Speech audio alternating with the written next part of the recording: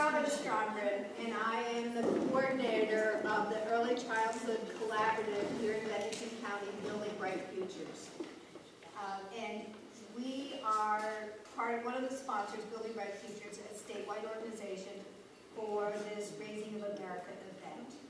I want to introduce, I'm going to go fast because we decided we would eat and drink, oops, I can't say that, that we would have refreshments prior to starting.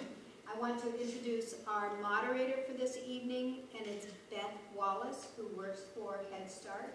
Beth is a Bennington native who has a degree in early childhood, elementary education from kindergarten to 6th grade. I've forgotten what I read.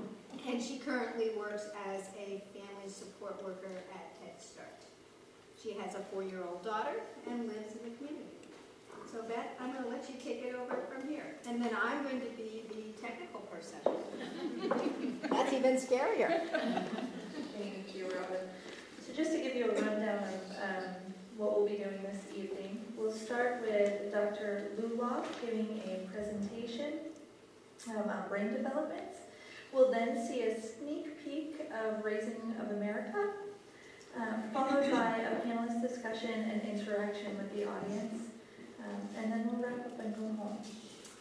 So Dr. Martin Luloff completed his pediatric residency at Tufts New England Medical Center's Floating Hospital for Children in Boston.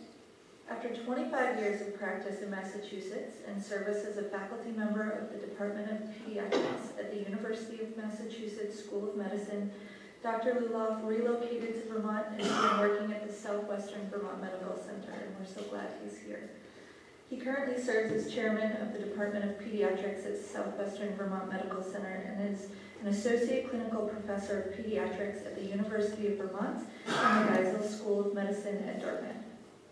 Dr. Luloff is a member of the section of Developmental and Behavioral Medicine of the American Academy of Pediatrics and the proud grandfather of Nora and Sam Luloff. Welcome, Dr. Luloff.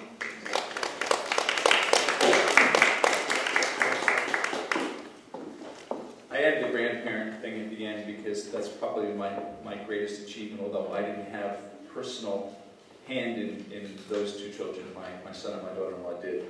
But what's important about that, though, is as we get into the discussion, we're going to be able to hear that it doesn't always have to be the biological parents that provide the relationships and the support for our children. It certainly can be transgenerational. And I take pride in being an active member in the stimulation of my two grandchildren. It's interesting that Let's Grow Kids has just gotten started. Here in the United States, we're in the process of re-looking at how we do medicine. Instead of trying to deal with disease, we're trying to prevent disease. And I think that there's a good segue with this in terms of what we're trying to do in child development. Instead of trying to deal with the issues that many of us that are sitting in this audience are dealing with on a regular basis, ADHD, mood dysregulation, depression, anxiety, we're starting to understand that we now actually have good data to support the fact that if we can intervene early, when the brain is growing rapidly, and we can provide children with a foundation that allows them to have a positive outlook on life, then maybe we don't use as much Ritalin, and maybe we don't use as much Adderall, and maybe we don't use as much risperidone, and some of the other very powerful medications that unfortunately are still becoming fairly common in the treatment of childhood neurodevelopmental disorders. So I'm here not as a dispenser of prescriptions, but as a preventive physician who would like to see us do a much better job in getting rid of the medications and do a much better job in getting our children to where they need to be. They've asked me to kind of go over brain science, and I don't want you to get up and leave. There'll be no multiple choice test after I finish. And if you didn't do well in science, don't worry about it. This is a very, very brief overview of why we do what we do and why we feel strongly that Let's Grow Kids and the movement that we're getting started here throughout the state of Vermont is so critically important to the health, not only of our children, but of our families as well, because one can't exist without the other. Just a word, the Let's Grow Kids program has as one of its principal people Dr. Jody Brakely. She is a developmental pediatrician on the faculty at the University of Vermont, and if any of you have ever had any chance to interact with her, she's an incredible person. She actually comes down to the Child Development Clinic in Rutland, and she's actually been down here in southwestern Vermont as well. She's an incredible resource, and she's a wonderful colleague, and I couldn't be happier that I have the opportunity to be able to reach out, to her with her knowledge. So with that as a beginning, let's try to jump into this. And again, if you can remember maybe 20 or 30% of what we talk about today, then that'll be great. And I really think the take-home message that I want all of you to think about when you leave here today, much like the old ads that we used to see in TV before, you can pay me now or you can pay me later. If we don't understand what we're doing now and make changes the same way that we're needing to make changes in medicine, we're going to basically be paying the bills for years to come. And instead of having an opportunity to really get children off to a positive start in their lives, we're going to be constantly trying to put our fingers in the dike and trying to prevent problems that we could have prevented long before they occur. And again, I want to emphasize that if we can treat the child, we're also treating the family, and the two are intimately connected. Okay, technocrat. Yes. So there's a picture of Jody, and she, like I said, is just an incredible asset, and we're lucky that she has been instrumental in getting Let's Grow Kids off the ground, and a lot of what we're going to be talking about today is based on a lot of her information. Okay. Again, this is now information that we have actual scientific peer-reviewed data to support. 80% of a child's brain is developed by age 3 and 90% by age 5. And what we're talking about basically is the brain is constructed of two essential foundations. One are called axons and the other are called dendrites. And those axons and dendrites are definitely present up to about 80% of their population by age 3. If we go to the next slide, what's more important to understand is we start with that as a foundation. If you want to think of an image in your mind, think of a grove of aspen trees. Aspens kind of grow through their root system, and that's why whenever you look at a grove of aspen trees, there's a whole bunch of them all at once, because they're all connected. What happens is, even though our brain structure is 80% formed by 3 years of age, the richness of the communication within our brain continues to develop over time. And that richness is basically related to these connections or synapses. And again, the way to think about this in your mind is the tree that we have now out in the fall kind of looks, the leaves are just about gone, you're seeing a lot of the branches, and that's, if we look at the next slide, we'll go back, and again, keep going, we'll get there, again. Backwards or forwards? Forwards. Okay, so what you're seeing on the B side of the slide is kind of the way our autumn foliage looks now, as opposed to... Whoa! Okay. That's Oliver, just in case you don't know. Yeah, that's all right.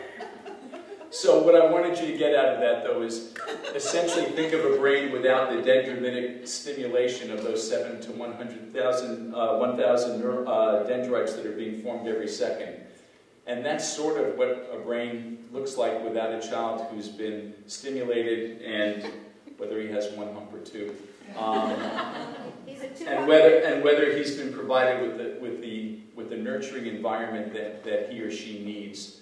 And there are a lot of similarities between a brain that's been chronically stressed and an adult patient that has Alzheimer's disease. If you look at a brain from a patient with Alzheimer's disease, instead of this hard, beautiful connection of dendrites looking like our beautiful trees in June, totally filled out and interconnecting with one another, it looks sort of like a forest after a firestorm has gone through it. Just these stilted, stunted axons with almost no communication at all. And it's no wonder why an adult with Alzheimer's or with a child that has autism spectrum disorder frequently have the same findings where they lack this intercommunication. And without intercommunication, you can't have the kind of development that we'd like to see in all of our children. And we're going to watch Oliver walk off the stage. See, I should have never had you go forward and backwards. We could have just gone forward all along.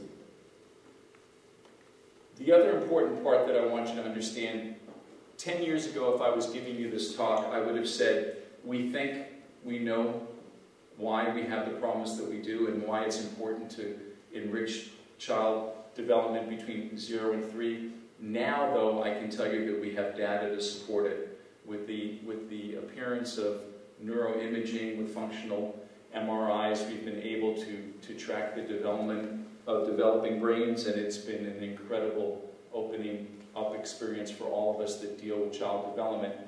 And what's important about that is we now understand that, especially as far as child development is concerned, there are 3 critical areas of the brain that are important in the development of personality and in the development in the way the child views the world.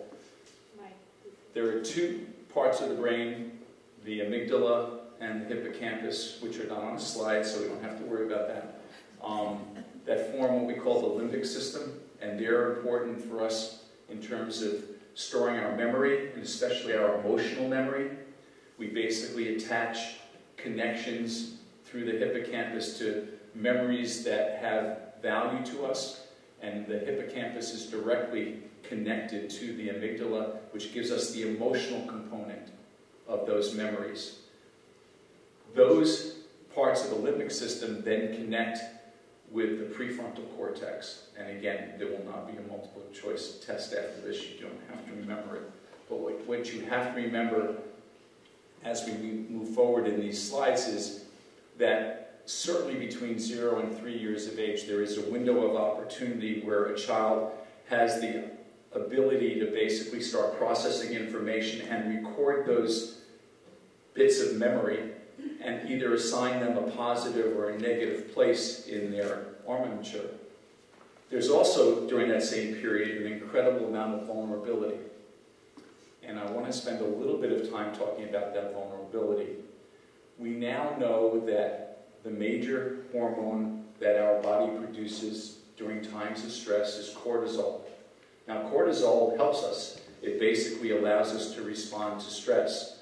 Unfortunately, when cortisol is present for long periods of time with high concentrations, it actually has an adverse effect on the development of the brain, and especially in the areas of the limbic system and the prefrontal cortex.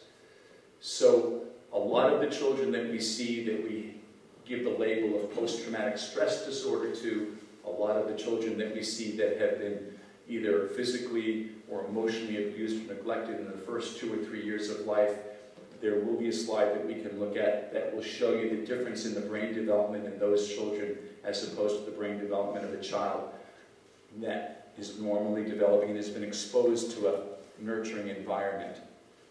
So again, the take-home message is a little bit of stress, which the Harvard Center describes as positive stress, and stress that has a temporary increase, such as the type of stress that a child experiences when they have an illness, or the type of stress that a child experiences when they lose a grandparent, or they've been involved in a motor vehicle accident.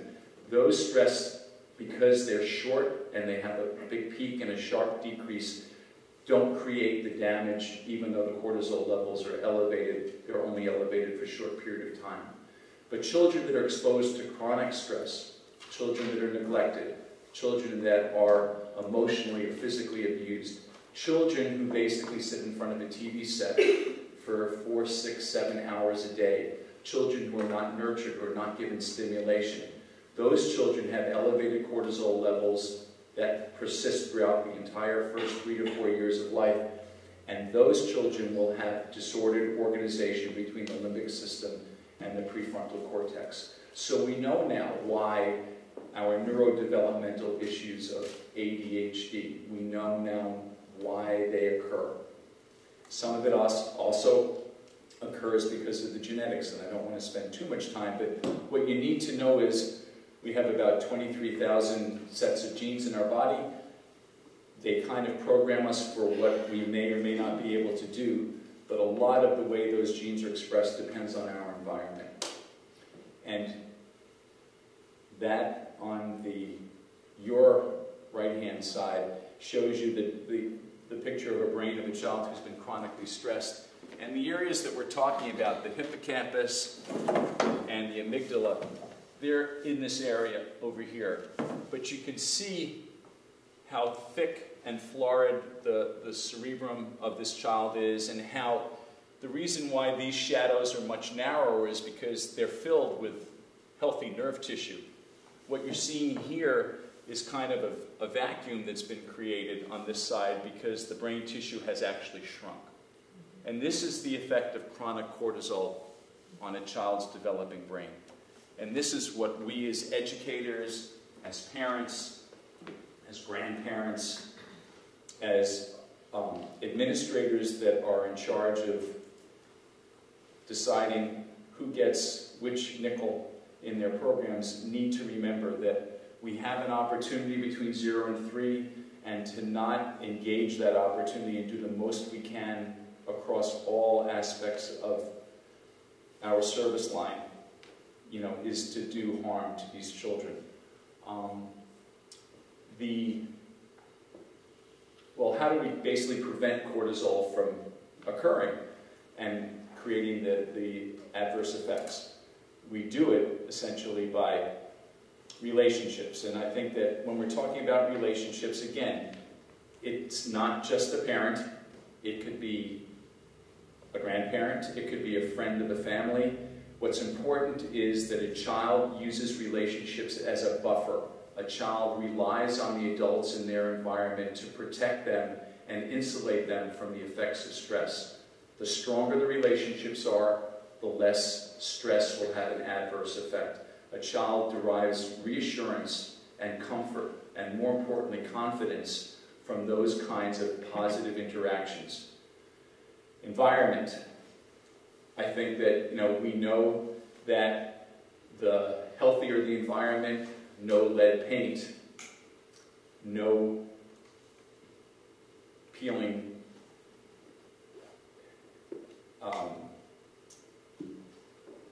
heating systems that are inadequate, plumbing that's inadequate, hot water that's not readily available, animals that that parents may have that are actually aggressive.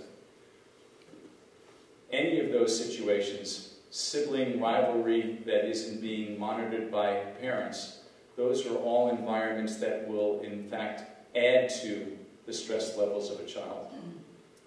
The interactions that we basically provide our children, and on the next slide, I think we'll see evidence of the kinds of interactions that we like, whether it's singing, whether it's reading a story, whether it's getting involved in the day-to-day activities. With our children that have autism, we use something called floor time, where the parent or the caregiver gets down on the floor and basically takes the lead from the child. Parents should be doing that all the time with all their children. It doesn't have to be organized. It has to be something that the child leads themselves and the parent responds to. We call that serve and return type of relationships, where we allow the child to basically set the tone and then we respond to it. We can model it and we can modify it somewhat, but we want the child to be the the one who basically sets the agenda that allows them that feeling of confidence. It gives them a sense of self-image and self-awareness, and that can occur as early as 6 to 9 months of age. We have a video, if Robin can maybe bring it up, So I'm going to try. on that still face experiment, which shows the importance of this serve and return experience.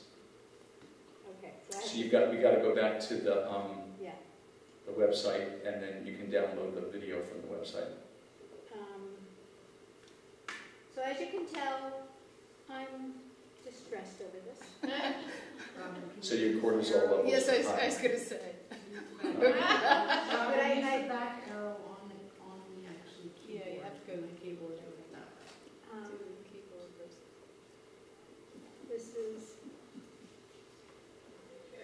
Babies I only know how this to do young it one way. are extremely responsive to the We got the audio. emotions and reactivity and social Can you interaction minimize that this? they get from the world around them. This is something that we started studying 30, 40 years ago, when people didn't think that infants could engage Well, I'm going to tell you that this is interaction. also, the still face one And then is still on face the experiment, what bigger we want to video. do is she sits down Okay. and she's playing with her baby who's now a year of age. Don't seem to be able to get it. If it's going to be on the video that we're going to show afterwards, then that'll be fine. She gives a greeting to the baby gives a greeting back to her. This baby starts pointing at different places in the world, and the mother's trying to engage her and play with her. They're working to coordinate their emotions and their intentions. So we talked about in the world, and that's interactions, we talked about relationships, we talked about environment, and the last piece of the puzzle is nutrition. I think that, again, more and more studies have come out that have basically shown us that nutrition is incredibly important to brain structure, and it doesn't necessarily have to mean that the child is basically getting gourmet food every day, but a child needs a minimum of 2 grams per kilogram per day of protein in order for their brain to continue to function the way it should, and that protein should be easily usable. Variety is always a good idea, except if you're dealing with a typical 2-year-old toddler who likes to survive on 2 or 3 staples, and please do not get into arguments and food fights with your toddlers, because it will increase their cortisol levels as well as increase your cortisol levels. If the food that a child is eating is nutritionally sound, it does not matter if there's no variety. If the food is good, then it's fine. And I know parents kind of give me a strange look, but honestly, in this country, if a child ate cold cereal with whole milk or even 1% or 2% vitamin D fortified milk, 3 meals a day, 7 days a week, they would grow just fine. So cereal can always be an alternative if the wonderful meal that you've made for your child just is not sitting well with them. Do not get into food fights. So there's our stimulating learning opportunities. And again, the one thing that parents have to remember more than anything else, you're supposed to make a fool out of yourself. You're not supposed to worry about the fact that you're singing off key, that you've forgotten the words of the song. It's the interaction that counts. And trust me, if you're good with your kids and you're reading to them on a regular basis, you start trying to skip pages because you want to get through and you want to get them to sleep, they're going to remember that, Mommy, Daddy, you skipped a page. So if you needed any more evidence that what you do matters, that's the perfect example. So never be embarrassed to love your child, never be embarrassed to give up of yourself to your child, because even in the newborn period, we know that children respond. There have been some phenomenal child development studies that have been done where they've taken a newborn child, allowed them to bond with their parents for 1 hour, skin to skin, and then removed the child from the parent, put the child in a crib, played the parent's voice, and played another age-matched and sex-matched voice. The child's heart rate is lower when it hears its parent's voice. They've done the same thing visually with newborns, where they've allowed a newborn to bond for 1 hour, removed the child, and put pictures, pretty big blow-up pictures of the parent or age-matched, sex-matched parent. Heart rate is lower when the child sees the parent. So even after 1 hour, these 700 to 1,000 dendrites that are being formed per second have already started. And that's when we need to start. So take-home messages, obviously, nurture your children by good interactions that stimulate the child and stimulate you. Your child reads you and will continue to read you. Develop an environment that encourages the child to seek new strategies, new adventures. Allow them to experience frustration, but then allow them to show the way out of the frustration. That's what we call a positive stress. And when your child is stressed, buffer them, protect them, show them that there is a way out. And at the end of the day, we hope that all of our children look like this, with a smile on their face and a bright look in their eyes, feeling comfortable and secure. And that's our job. So, thank you very much for your attention. Forget about the amygdala, forget about the limbic system, forget about the prefrontal cortex. Remember interactions, relationships, environment, nutrition, and please minimize stress as much as you can. Of all the things that we do to a child, stress is the one thing that we need to work most on. Thank you very much.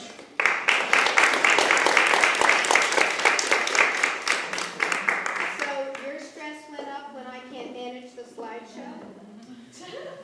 So before we jump to the sneak preview of Raising of America, does anyone have any questions for Dr. Lulav? Did you know you're going to be on this phone? No? Questions? No? Okay, so while we get that piece of technology rolling, I just want to explain to you that what you're about to see is a sneak preview brought to you by 17 Vermont organizations and state agencies who worked with California Newsreel to bring this clip to Vermont. It's a rough cut, so you might see some, blips here and there, but remember that it is a sneak preview, and it will be, the final cut will be viewing on PBS in the spring of 2015, so keep an eye out for that.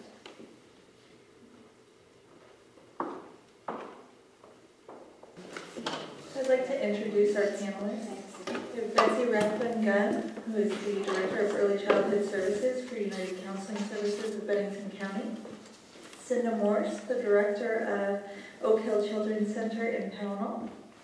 Becky Umbaugh, Human Resources, at Southwestern Vermont Medical Center.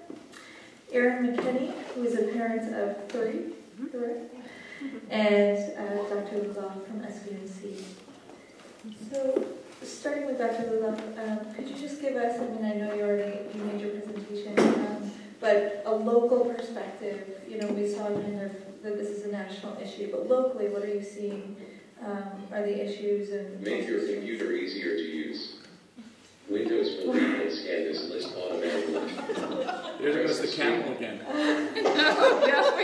Microsoft man.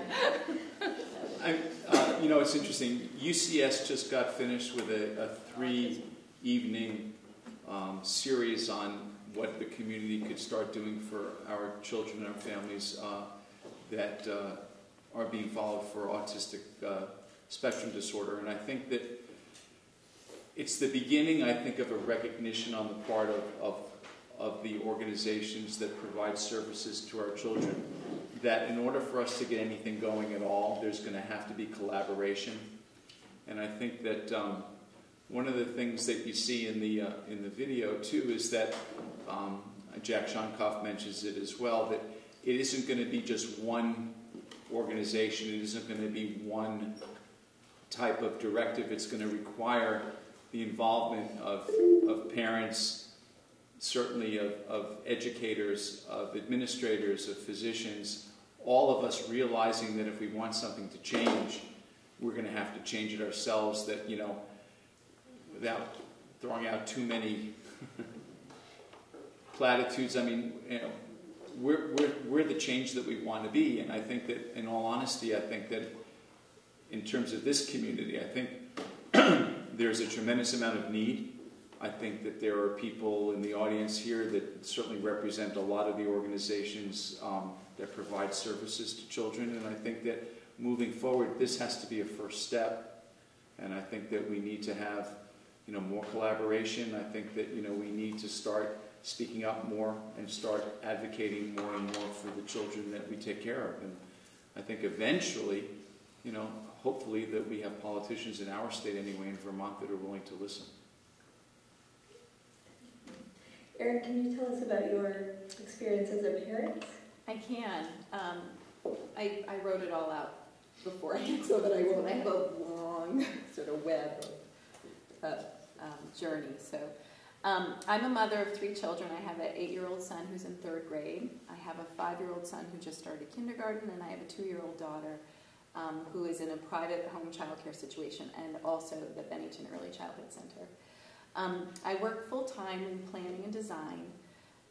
We require my full-time income, although I think I would probably choose to work at least part-time. I enjoy my work, and I get personal satisfaction. My husband is an adjunct college professor, and he also works full-time. I was interested in sharing my child care stories because they are so often relegated to conversations with 1 or 2 friends who have had similar things happen or told in times of crisis instead of after the fact, when you can step back and see how difficult they were outside of the anxiety of the moment. My first son went to a home child care provider we heard about through a friend for 3 years, and then split time between preschool and a home child care provider for 2 years. I would leave at my lunch hour and drive to pick him up from school and deliver him to his in-home child care provider most days. My second son went to a home child care provider for 2 years. When he was 2, we decided that we wanted more of a stimulating environment for him. The TV was being used more than we wanted, and there weren't really any creative or intellectual activities. He was getting loving care and had plenty of toys, but not getting opportunities to draw, paint, sing, play games, or even spend significant time outside. So we decided to send him part-time to the BECC, which was all we had hoped it would be.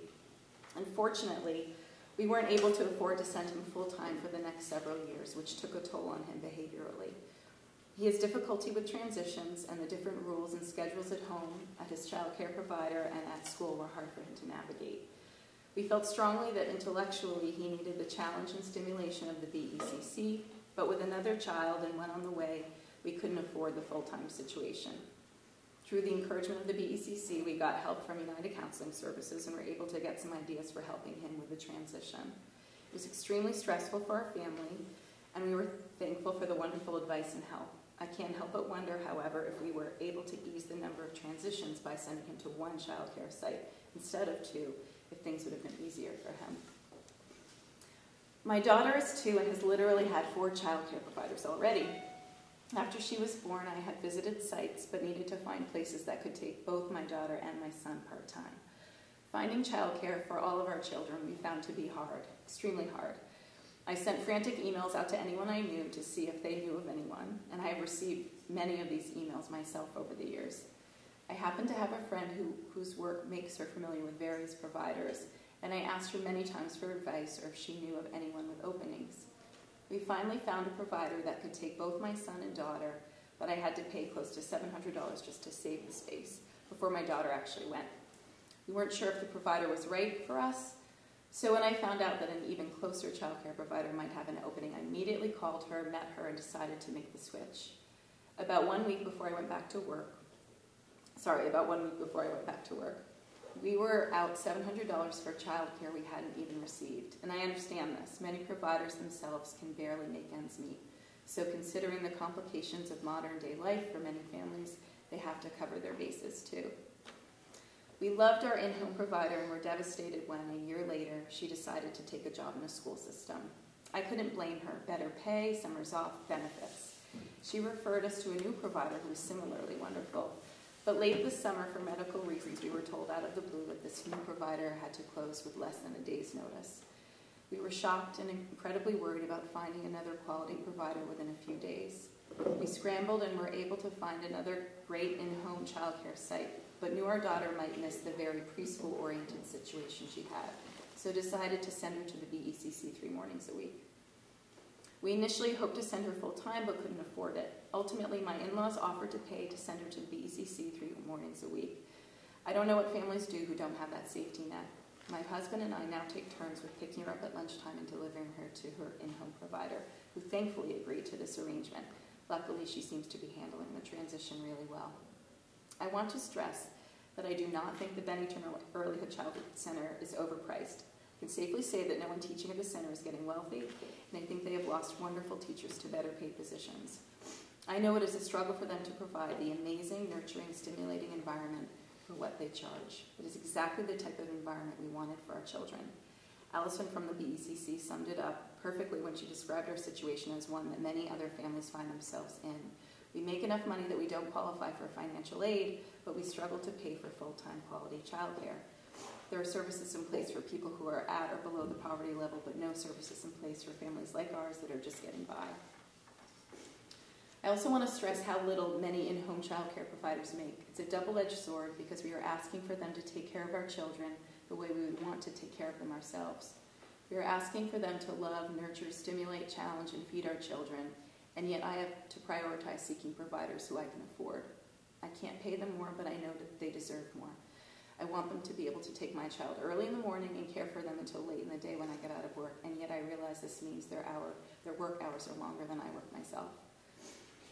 When both of my sons were 4 years old, the town of North Bennington paid for 10 hours of their schooling as part of a pre-K partnership. This allowed both of my sons to attend the BECC full-time when they were 4.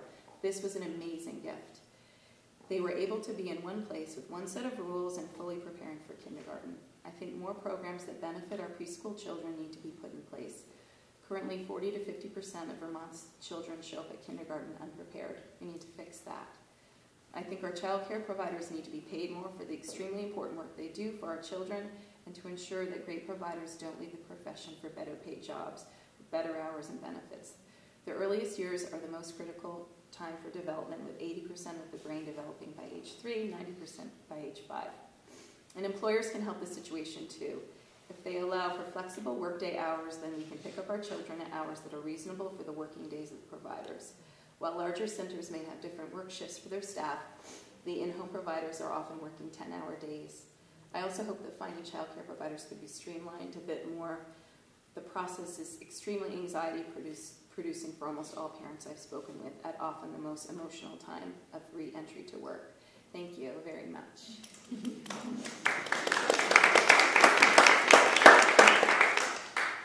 Becky, can you talk a little bit about your perspective from SBMC? You work in human resources, so you're involved with processing new employees who probably have similar issues, but also SBMC has their own child care facility built in. So. We do, and I actually, when I started 16 years ago, I wasn't married, I had no children, so childcare wasn't an important factor for me when I took my job. 2 years I got married, I had my son, and being able to have an on-site childcare, quality childcare for him to go to, he was 10 weeks premature, so for me it was really important to have quality childcare for the development for him, because he was going to possibly have some developmental delays. So having a quality childcare on site that I could go down, I could see him whenever I wanted to, it was amazing. I could pop down and see him in the middle of the day. We had a good environment we take children beginning at 6 weeks. So if you're a nursing mom, to be able to have that opportunity to be able to go down and nurse your baby in the middle of the day several times a day is huge. Quite a few years back, we changed our work schedules to a 40-hour work week, which allowed our employees to be able to have maybe work 4 10-hour days, to have that flexible schedule, to be able to, go to family functions or sporting events for their children. And the child care center, the learning tree at the hospital is open from 6 a.m. to 6 p.m., which covers a wide range. I've heard many parents, say, well, I have to, pick my child up, my daycare closes at 3. And that's a problem for a lot of families because, a lot of times you work until 4, 4:30, or 5 o'clock, and, so trying to, like you had said, if you don't have a safety net, that backup person to help you, I have to work till 5, but my daycare closes at 3. If you don't have that, I don't know what you do. It makes it very difficult. And we have, it's a great program. It's an accredited program. They work with SVSU to provide a pre-K program.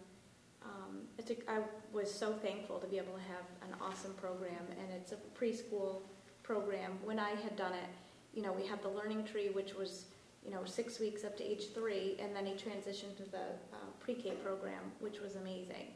So when he got to school in kindergarten, he was very well prepared. He was already starting to read. He had great vocabulary, which was huge. And, it was sad because there was a lot of children, in his classroom that struggled. But I owe it all to the quality daycare that we had access to. Thank you. You're welcome. Cindy, do you want to talk about your perspective as the director of a small child care center, serving, not really small anymore, but I don't know what's small and what large. Yeah. What you So, a little bit of context. Oak Hill is in Pownell. We were established in 1972 as a VISTA project, for anybody old enough to actually remember VISTA projects. We have 4 stars and we're licensed to serve 50 children. I would hasten to say there are probably rare occasions when there are 50 kids on site all at the same time, but we accommodate a wide range of schedules. We're open from 6:30 in the morning until 5:30 in the afternoon, and we do in fact have parents who use the good majority of that time. Not all of them, but a lot of them do. We take children as young as 6 weeks, and we're right next door to the Pownell Elementary School, so we have an after-school program for school-age children, which is handy for parents who have kids in school. We go pick them up at 3 o'clock in the library and bring them back over.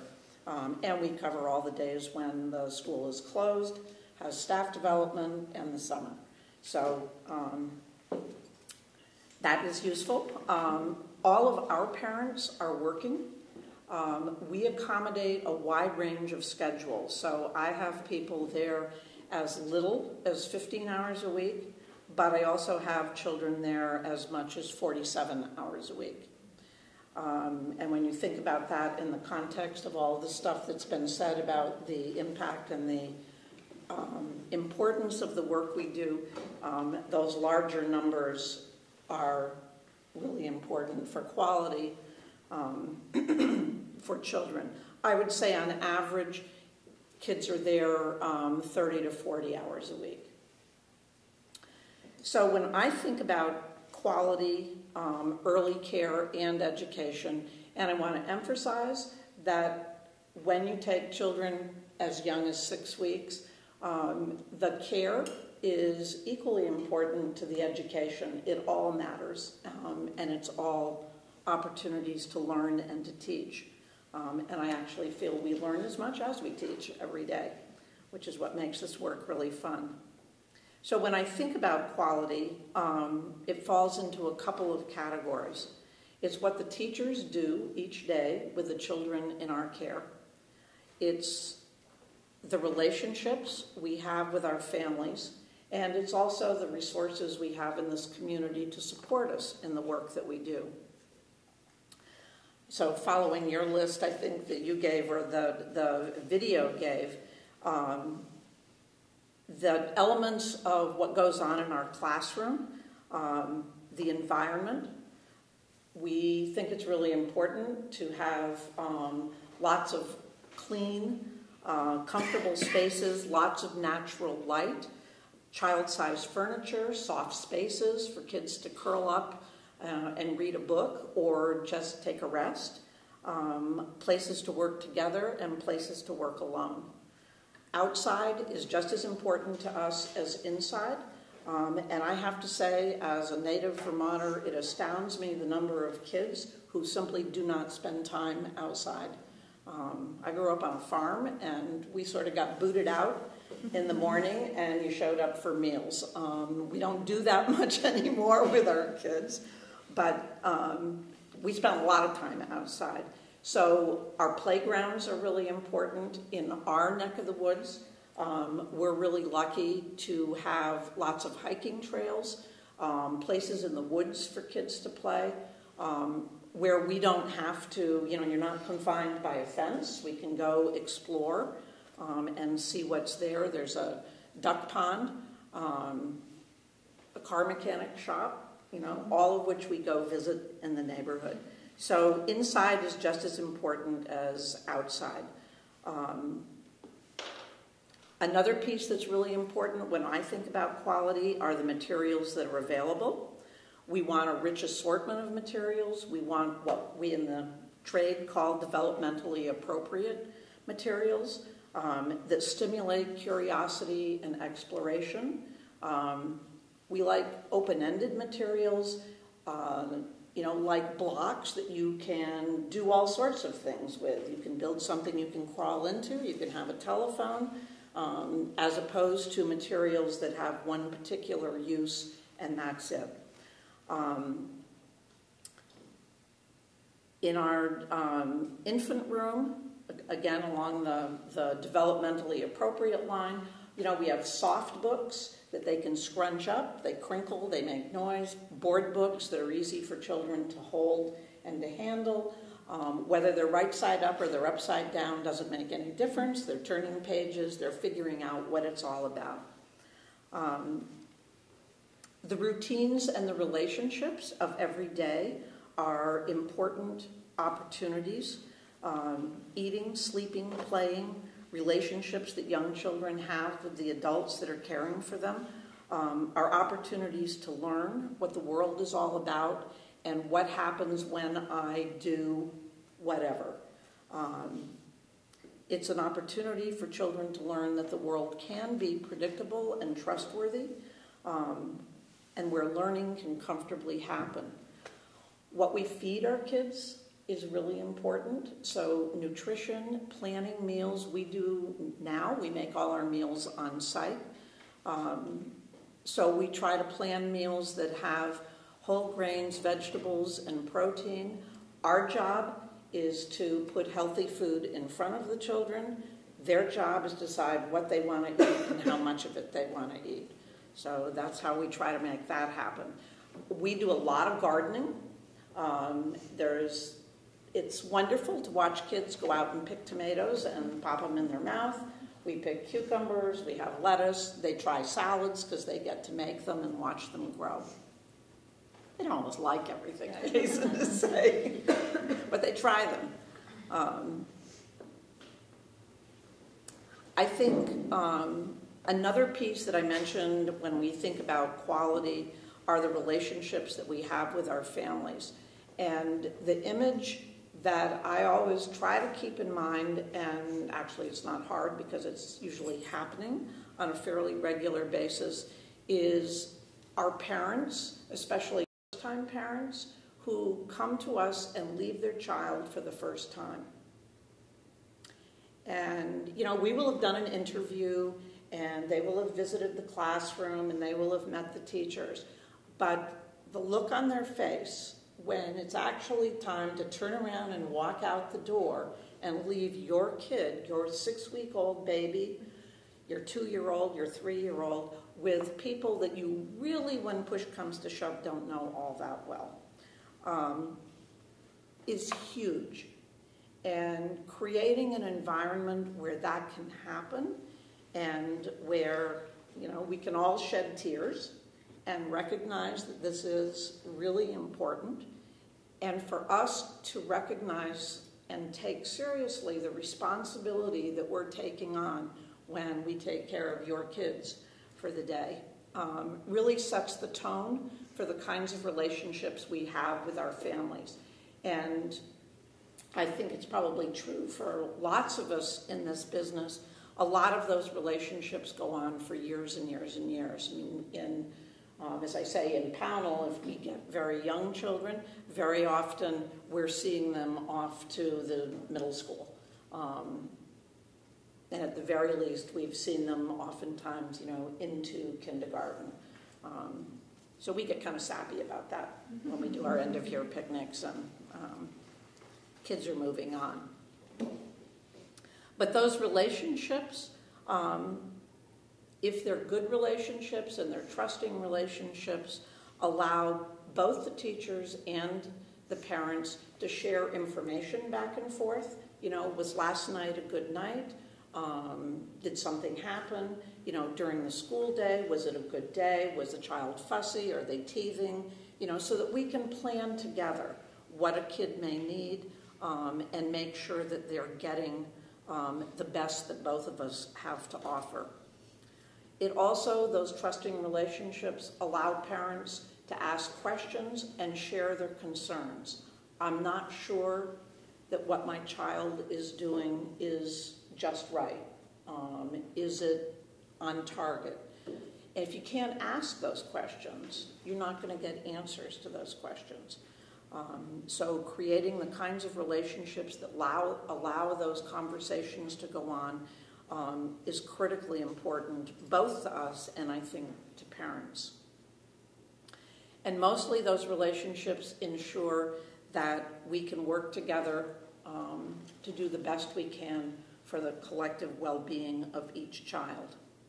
And the other thing, the community resources are incredibly important. We're really lucky here to have good early intervention services. I don't think we have enough of them, but we have those services so that when we as providers have questions about what's going on, whether we're doing all the best things that we can be doing, whether there's an individual child with some kind of behavior or development that we're not understanding, we have people we can ask who can support us in doing a better job in dealing with that child in our environment. And obviously sharing that information with parents so that, again, together, we're making the plans that help children reach their full potential. Thanks, Cindy. Betsy, do you want to share your perspective? Sure. You know, I've been doing this work when Let's Grow Kids called me and said, what would you like to speak about? And I said, well, what do you want me to speak about? And it was kind of this open-ended kind of agenda. I was had a moment of reflection. I've been doing this work for over 30 years, and that takes you back a little bit. I've been a toddler teacher, I've been a preschool teacher, I've been a kindergarten teacher. I'm currently an administrator for United Counseling Service, Early Childhood Service programs. That includes Bennington County Head Start. You know, all of our programs are NACE accredited, 5-star rated, all that good stuff. We have programs in Shaftesbury, Pownell, Manchester, North Bennington, and I've seen the work grow over those 30 years. You know, when I started at the Bennington College Early Childhood Center, what it was back then, you know, it was kind of a little enclave of us that worked in early childhood. The joy is seeing how much it has expanded, even though it doesn't meet today's needs. We know we need more services. So I was thinking back about my own experiences as a mother and as an educator, and my youngest son, I have 2 sons I'm very proud of, but my youngest son at 9 months contracted meningitis.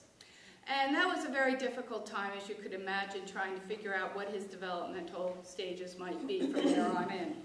And as he began to mature, we realized that he had a hearing deficit, and he was now deaf in one ear and partially deaf in the other ear.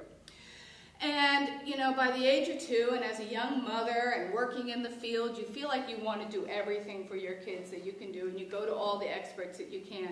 But it was really those early ed services that really saw, you know, him and me through that time. And those early years of having speech and language help really made him be able to learn to accommodate his needs, and by the time he was 8, he no longer needed special needs services, and he only uses his hearing deficit now if he doesn't want to listen to me.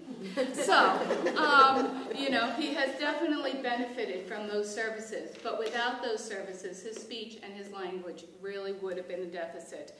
And I'm very proud to know that he's now giving back to Vermont as a great employee with Dealer.com up in Burlington, a very progressive new company that's starting up there.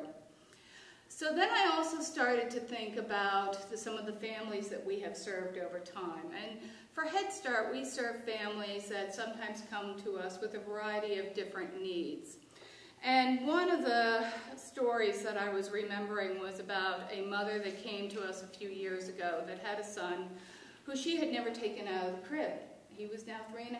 He had never known life outside of that crib because she didn't know what to do with him.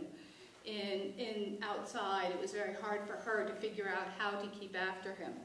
So we were trying to work with her around how to be able to engage in play, some of those things that you talked about earlier. And she came to us and said, you know, he just doesn't want to go to bed. That's why I keep him in a crib, because I can put him in a bed and he'll stay there and I don't have to think about it. But he was turning 4 and we were hoping to get him out of the crib. So we talked to her about bedtime routines, you know, things that many of us may know very well, right? We know about the changing into the pajamas and the warm bath and, you know, the story time. And we asked her if she could just start reading stories to him, and she burst into tears. And we said, what's going on? And she said, I don't know how to read. So we had to figure out a way with her to try and say, your child doesn't know that you don't know how to read. That shouldn't stop you from doing bedtime stories, right? There's picture books. We can, you know, be able to help you tell the story. You don't need to read the story. So she, for the very first time, was able to engage with her son, and we know how important that is in brain development, to be able to have that wonderful routine of being able to read with her child. And it's still a very special memory that she has, and now she's employed and doing well and feeling very good as a mother. She's very proud of her son and the work that she was able to do. But we know those early years, we do so much more, right, than just take your child and say, okay, go off to work and bye, Mom. Or it's really building that relationship and really helping to nurture those relationships and be able to build those experiences together. So one of the other programs that I oversee for United Counseling Services is the infant toddler program that we do have on site, and we do offer to employees because it is really a luxury, like the hospital, to be able to run down and see your kid for 5 minutes and then run back off to work. But we do open it up to the community. And we have a family right now that is, the parents are visually impaired. They're basically, they really are blind, and they have a full seeing child. So we are trying to work with them very closely about trying to help them figure out how are they going to meet the needs of their child as their child grows in a little bit of a different world, and they're learning to accommodate those needs. Very simple thing. They don't know when to turn the lights on or when to turn them off because they don't need lights being on or off.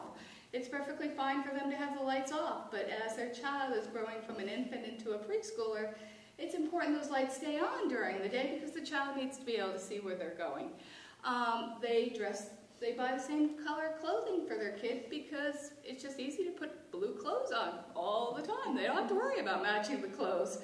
Some of these things we might be able to learn from, but you know, we're trying to help them figure out how to accommodate their child who sees and may want to have different color clothes.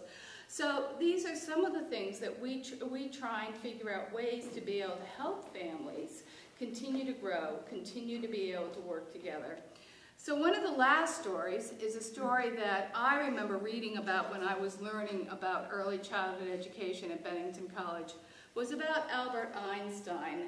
I don't know if many of you know his history, but when he was born, he had a fairly large head. They were concerned about his growth and development. And he had a lot of difficulties getting along with his sibling, his sister. He was very, at times, aggressive towards her and had a very difficult time trying to work well with peers. But his mother found that he liked to stack cards. And so he took cards and was made card houses, sometimes up to 14 levels high. I don't know if he got into the theory of relativity at that point, but it was something that he really found was very successful. So his mother, instead of saying stop doing that, allowed him to grow and be able to use that skill.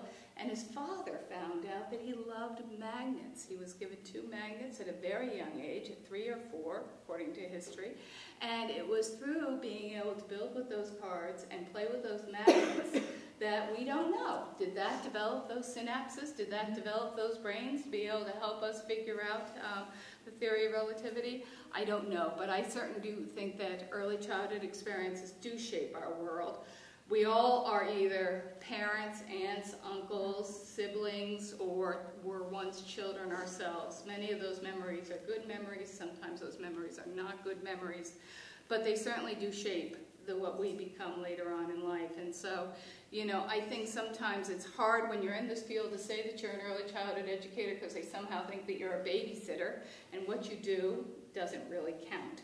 But we do know, and I think the work that we've been shown tonight really does show how much it really does count. And those early years are really very significant to kids and to families and to parents. So, thank you. We'd like to open up the floor to the audience if you have questions for any of our panelists, for the panel on the whole. Think about it. Raise your hand when you're ready. I wanted to ask Dr. Luloff, you know, part of what Cinda was talking about is that outside connection and how important that can be for children. Do you have an opinion on that, or do you have, you know, what is your perspective on that? You know, just listening to the conversations too, I think that there's a thread that runs through all of this, and it really comes down to parent support. I think one of the things that we don't do well enough in this community is educate our parents and provide forums for our parents where they can either have peer training with other parents that have been through the same situations that they're faced with.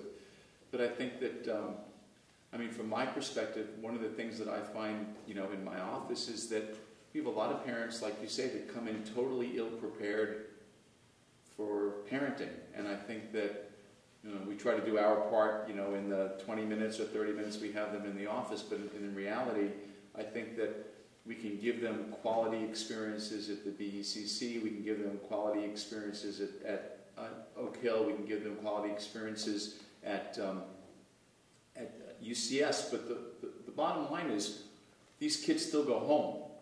And if they're not getting anything that they should be getting at home, a lot of what we do for them outside of the home really doesn't matter. And I think that, you know, moving forward, it's incredibly important that we understand that we have to value the input that parents have and realize parents that are at risk. And I think we need to basically make sure that we provide those parents with the tools that they need. Because the idea of a parent keeping a kid in a crib for 3.5 years because she was overwhelmed and she didn't know how to handle, I mean, it really is, for me, from my perspective, it's really incomprehensible, but I'm sure that story is repeated, you know, many times, and especially with some of our younger parents, single mothers that are being stressed. We need to increase outreach to them, and, you know, it's great that we have partnership programs, it's great that we can provide children with quality education, but at the end of the day, it's all about relationships, and I think that the parents are the ones that are going to provide those relationships, and we need to support them as much as we possibly can. So for the parents, I heard, you know, that it could be a traumatizing experience searching for a good fit. Some, you know, have an easier go of it than others, but Erin, you and I were talking about nobody ever prepares you for that. Nobody ever says finding a good fit for your child while you're working is not part of what you're looking forward to. So for both of you, what supports do you wish you had had? You talked about streamlining the process for looking for child care, or what were supports that were just really so crucial that helped you in your journey? I mean, I really went with word of mouth and just networking, and, you know, I probably sent out emails to the entire BECC, like, list and said, do you know, I mean, I think I did, you know, do you know of, you know, we're in a bind, do you know of anyone, you know, we need to find childcare in a week or something, you know, or just trying to reach out to friends, and just, a lot of them have similar stories.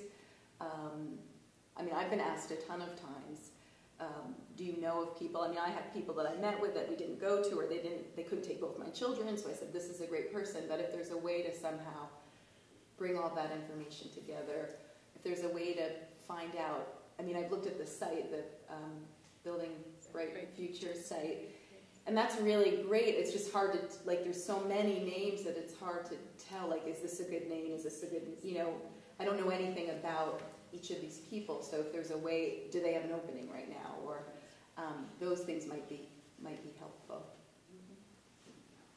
United Way has the 211 number, and I think that all of us need to make sure that that information gets out to parents, because, like you say, it acts as a clearinghouse. If you have a problem, you call 211, and they will do the best they can to basically hook you up with the organizations or the services that are out there. And a lot of us don't even know the services that we have in our community, but 211 does. And I think that, again, a good take-home message, for the parents that are here in the audience or their friends too, is it's a great resource. And I think it doesn't solve all of our problems, but I think at least it's a good go-to situation, and we should certainly have that prominently displayed everywhere. I was going to say the Bennington. You want to say that, Lori? We have audience members who might be able to enlighten us on some of the services available, Lori. I coordinate the community child care support services at Sunrise, and what you just said is that people don't know what resources we have. I'm afraid that this is really hitting me very close to my heart, because one of the things that we do is help parents find child care. I mean, that is, I think everyone is now familiar with the financial assistance program, and they know to come to Sunrise to the BECA team. It's known as the BECA team. But one of the things, we have an employee that part of her job is to help parents find child care. She is very much into the Bright Futures information system, but she also does monthly updates with the registered homes and the licensed child care centers and licensed homes to find out who has openings, what age groups, what star levels, and there's quite a bit of information that she sends to every parent that is contacting us and asking us for child care referrals. So this is kind of a message to me, is maybe people don't know that that's something that we can do. And well, I'm also wondering if, I work at Bennington College, and so maybe if I don't know if there's someone there that could give me that information as I'm about to go out on family leave, or maybe there are networks set up that so maybe a connection from us to the area employers to let them know would be a really good conduit. I know that we've had brochures in Dr. Ruloff's office before, but the employers, that's a really good point. Thank you. Yes. Well, I also think those larger systems like 211, that become things that everybody knows, and if they then connect, a parent to you guys. That we are listed in 211. If so, that would be a good, if you called and said, I'm looking for child care, what do I do? 211 would have referred you to us and to our sister agencies all around the state. We also offer professional development opportunities to the early care and education field. We coordinate those. One of the points that you made, Erin, was that your family is in that not so unique position of not qualifying for child care subsidy. If you were, you probably would have known about the BECA office. So for the child care providers, what do you see there? What are you seeing locally in terms of folks who qualify for that child care assistance and folks who are in that kind of medium gap? I mean, do you see that as a real problem? Is this common?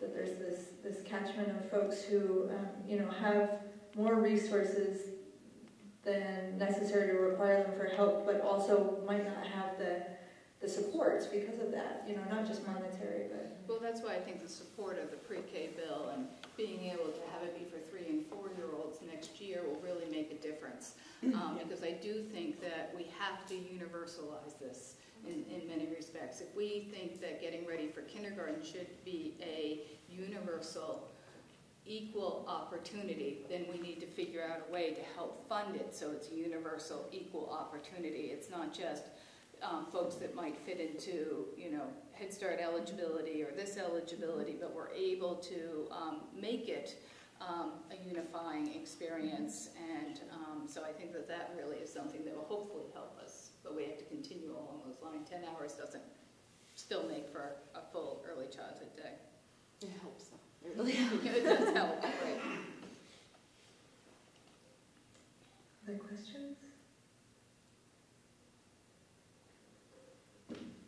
Anything else? Kelly? Robin, did you have your hand up before? No, but I was just going to sell Lori's job over there. And we need, when we're talking about early childhood, I mean, I think that the birth to 3 need is extreme for all income levels, all groupings. You know, we home providers so often do that care, which is such good care 9 times out of 10.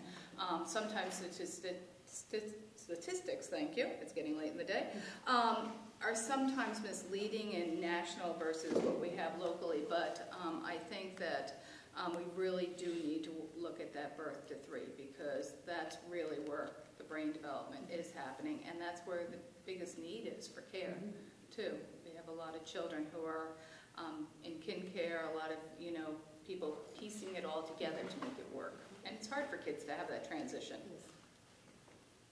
Dr. Lulak, just before we finish, you and I were speaking a little bit afterwards about, after your presentation, you know, for kids who have ADHD, you know, being more likely to develop ADHD as a result of not having those quality early experiences. We were talking a little bit about whether that's reversible or whether you can do something about that and how you would talk to parents. Can you just...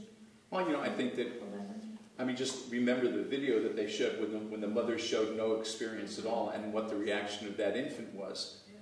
That's stress. And you can basically picture that going on for hours with a depressed mother or a depressed father or a stressed mother who has no time or anything else. I think that these connections are critical, and I think that they're fragile, and I think that, you know, they need to be encouraged. Watching those synapses basically melding with one another and forming those connections are important. I do think that children have plasticity so that they can recover from some of these insults. To be honest with you, as we were talking, I think some insults are easier to recover from than others. I think that, you know, as someone who treats a lot of children that have, you know, post-traumatic stress disorder, that's not as reversible, and it's a very difficult situation. But you can imagine, think about that child, that was 1 minute, and you saw what was happening to that child in 1 minute. Think about a child like that that's being exposed to that kind of an experience for 1 day, or 1 week, or 1 month. And think about how can you really correct that. And the answer is probably not. Not for those children. So our job is to be proactive and to make sure we don't allow those situations to occur. Again, if you have a depressed parent, we need to be able to find a way to help that parent out of the depression. If the depression is being caused by financial situations or not being able to find daycare, we as a community need to basically answer that need. And I think that, you know, this Night Tonight's great. It was wonderful. I think that the video that comes out on PBS in February will definitely have an impact. But again, it's PBS. I'd like to believe that everybody is going to see it. What I'd like to believe is that, you know, this is a first step forward in terms of getting our community much more aware and starting to energize all the organizations that we have to start pushing for funding mandates. I mean, this state is great at establishing mandates and then not funding them. What we need to do is basically commit to funding these mandates from birth to 3. Because pay me now or pay me later. And I don't want to be paying later anymore. And you know, 100% we already are. And 100% of our future depends on this 20% of our population, and you know I'm going to depend on this future. So it's important that we get this right. I almost think you should say pay me now or pay me more later. Because for every dollar you invest in early childhood, it pays back. I think the figure is now 7 to 17. So pay me now or pay me a whole lot more later. Right. And the issue we have statewide, according to our representatives, is why should Bennington get services that Northeast Kingdom doesn't have? And I think that this has to be a statewide mandate. I mean, you can't start, you know, in this state anyway, everything begins and ends in Chittenden County. It would be nice if we could basically get things to come to other areas as well. And I think that, you know, we as community members in Bennington need to make sure that our families get what they need. And the only way we're going to get that is to continue to motivate our representatives and to make sure that they do stick up for us, and that hopefully our governor truly is committed to the mandate for 0 to 3. My political statement. And early childhood legislative day is when? Thank you so much, panelists. I'm going to turn things over to Let's Grow Kids and Kelly Alt. Very good, thank you, Beth. Thank you. Most of you know me. I'm Kelly Alt of the Vermont Early Childhood Alliance. The Alliance, as well as many other organizations in this room, are partners in the Let's Grow Kids campaign and are excited about the effort of many of us coming together as we have done over the years, but in a new way, to share this important information in our communities about the importance of the early years, tell the stories, and not just with our colleagues, but to those who are not usually at early childhood tables. And that is a lot of what this event and others are about. So thank you for being here tonight. Thank you for being a part of the Let's Grow Kids campaign, which hopefully can just reinforce all the important work that you're doing in the field and in the community and amplify that voice. So we do look at solutions and we can create a groundswell of public support that leads to greater public and private investment in our early childhood system, supporting our kids and families into the future. You're sitting on or near this pledge, and the idea behind the Let's Grow Kids pledge is to demonstrate that broad public support for everything that we've talked about tonight. And by signing that pledge, the goal is that we would garner 10,000 voices across the state that we can do believe in the importance of these quality early experiences and the importance to recognize that we need to be looking at our children and families as our highest priority. So I would encourage you, if you haven't already, to sign this pledge. If you do want to learn more about the campaign and other ways to get involved, you can note so and leave it in the box. If you would like to bring multiple copies home to your colleagues, to your neighbors, to the parents that you work with, feel free, or I can get you additional copies. But it is a tool that allows us to have these conversations one-on-one, to share stories, to share information, the statistics that you heard tonight, the barriers that you heard tonight, and that many of you could also add to if we had all night to tell stories. So again, see Robin, myself, and many others as a resource for continuing this conversation and getting more involved. And thanks again for a great evening.